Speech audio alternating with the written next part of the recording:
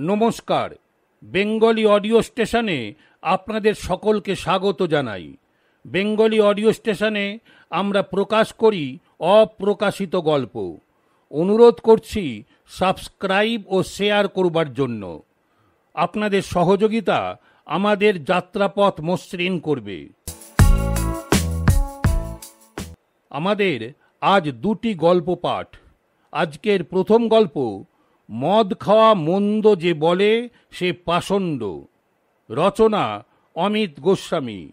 মূল গল্প পাঠ ও শ্রুতি পরিচালনায় প্রভাত রঞ্জন ভট্টাচার্য এবং সহযোগী কণ্ঠ সুলেখা দাস।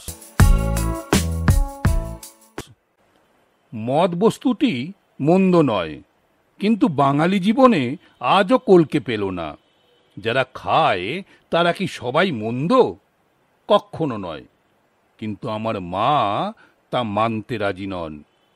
আমার বড়দির বিয়ে হলো ঝাঁ চকচকে বহুজাতিকের উচ্চ পদস্থ কর্মীর সাথে। দিদি জামাইবাবু মুম্বাই প্রবাসী। বড়দি যখন তখন চলে আসে। জামাইবাবুও মাঝে মাঝেই।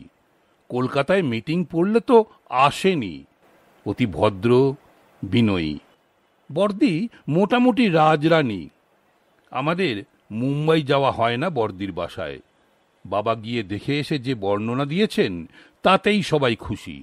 একবার বড়দি এসে মাকে বেশ জোরাজুরি করে নিয়ে গেলেন। বাবার কাজের চাপ, যেতে পারবেন না। যেদিন ফিরলেন বাবা বাড়ি ছিলেন না, অফিসে চাপ ছিল।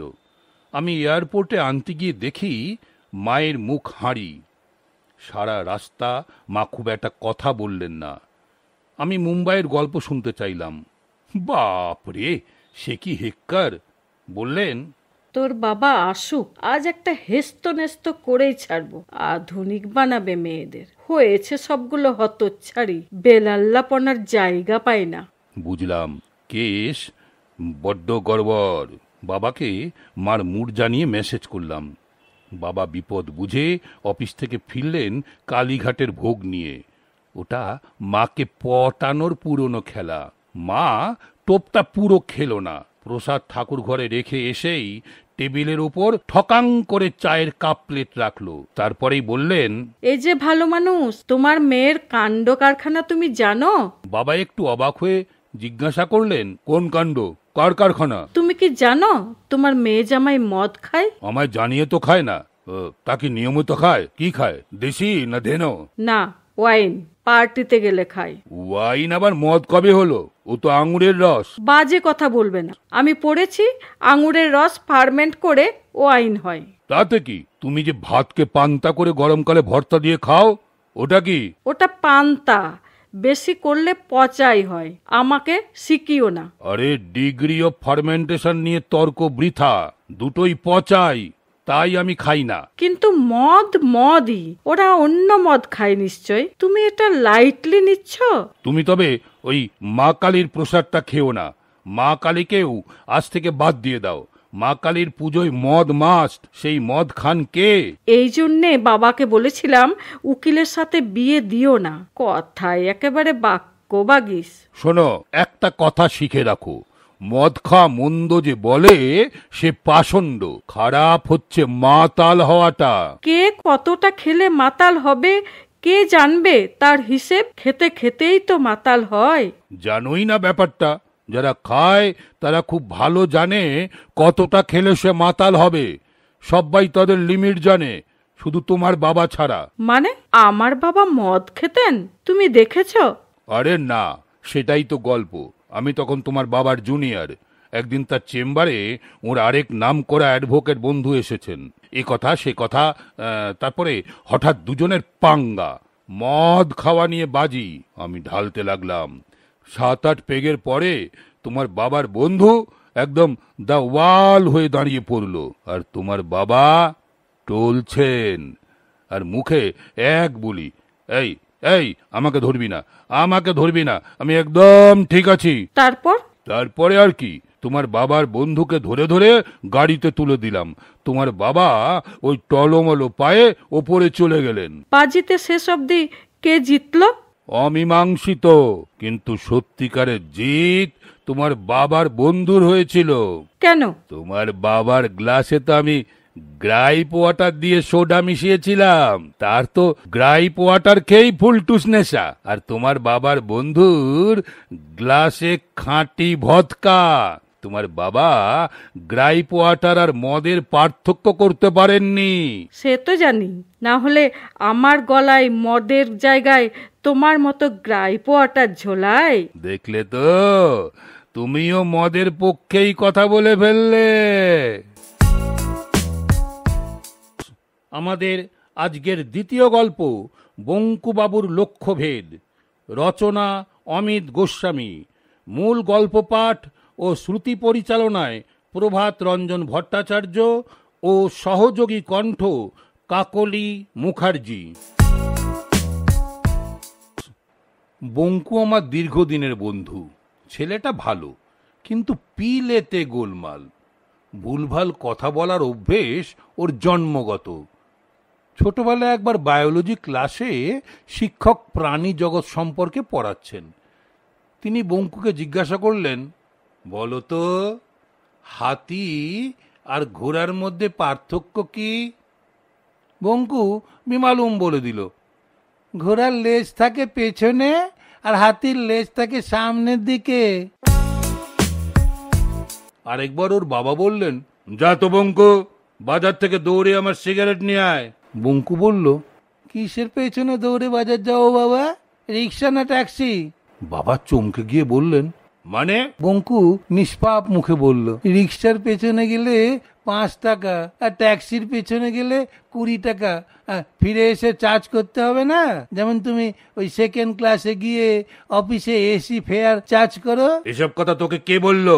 বঙ্কু বেমক্কা বলে বসলো, কেন? তুমি সেদিন ওই পাড়ার প্রতিবেশীকে ফোনে বললে যে সেকেন্ড ক্লাসে ট্রাভেল করে অফিসে এসি ফেয়ার চার্জ করে তোমাকে সোনার বালা গড়িয়ে দিলাম।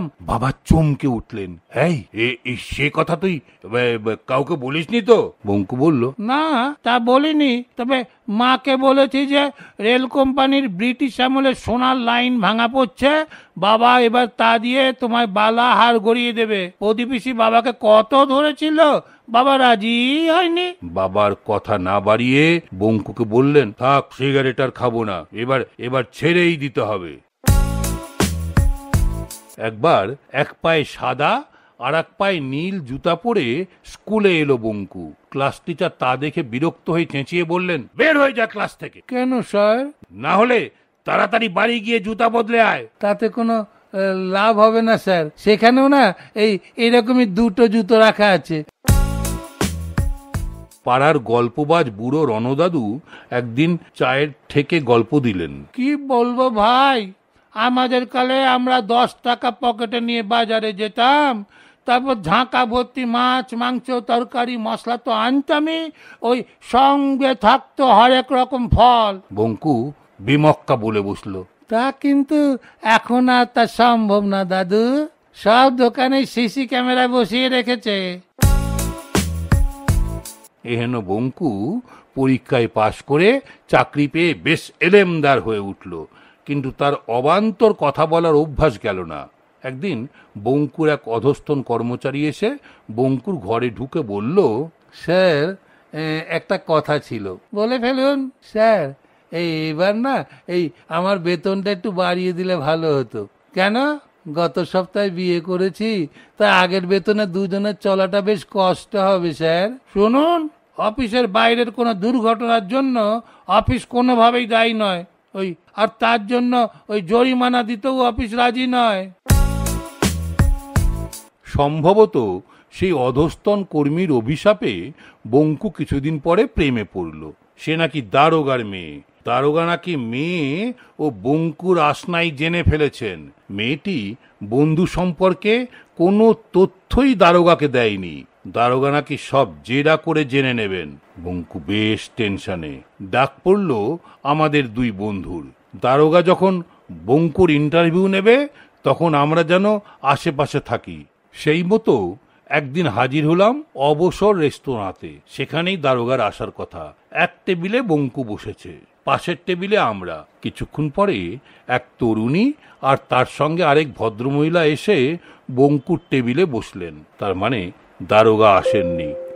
ভদ্রমহিলা চোখের সানগ্লাসটা খুলে টেবিলে রেখে বললেন, আমি ঐশীর মা। আমি কি কয়েকটা কথা তোমার থেকে জানতে পারি? হ্যাঁ হ্যাঁ, নিশ্চয়ই নিশ্চয়ই। তুমি কি জাতি? হোমো স্যাপিয়েন্স, মনুষ্য জাতি। আহ, কোন বর্ণ? দেখছেন তো, ঘোরতর কৃষ্ণবর্ণ। রাশি, গণ? 82% বিএসসিতে, আর আমি সাধারণ জনগণ। ওহ, আচ্ছা, তোমার বাড়ি কোথায়? বাড়ি নাই। মানে থাকো কোথায়?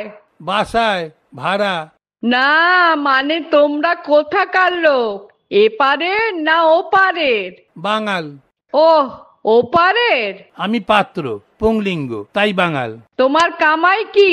আমি কি পুলিশ যে উপরি কামাই থাকবে? আমার শুধু মাইনে। তুমি আমার মেয়েকে কিভাবে চিনলে? মেয়ে মানুষকে কে কবে চিনতে পেরেছে দিদি? দিদি? আচ্ছা, তুমি কি আমার মেয়েকে ভালোবাসো না? ভালোবাসি না এমন তো বলছি না, তবে তবে কি? এই ভালোবাসায় 1 পোয়া দুধে 3 পোয়া জল, নাকি উল্টোটা, তা ঠিক বুঝিনি। সে কি? আমার মেয়ের সাথে ঘুরলে বেড়ালে এখন বলছো? কি করব, দারোগার মেয়ে, কতটা ভেজাল এখনো বুঝে উঠতে পারিনি। তোমাকে আমি জেলে দিতে পারি, জানো?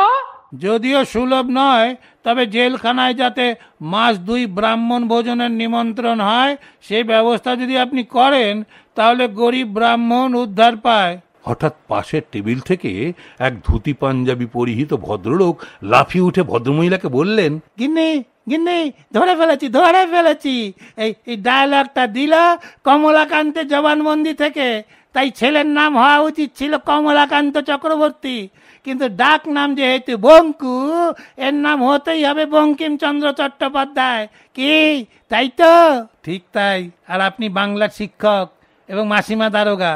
ঐশী আমাকে বলেছিল যে মা বাবা দারোগা ও বাংলার টিচার, কিন্তু কে দারোগা আর কে বাংলার শিক্ষক কখনো বলেনি।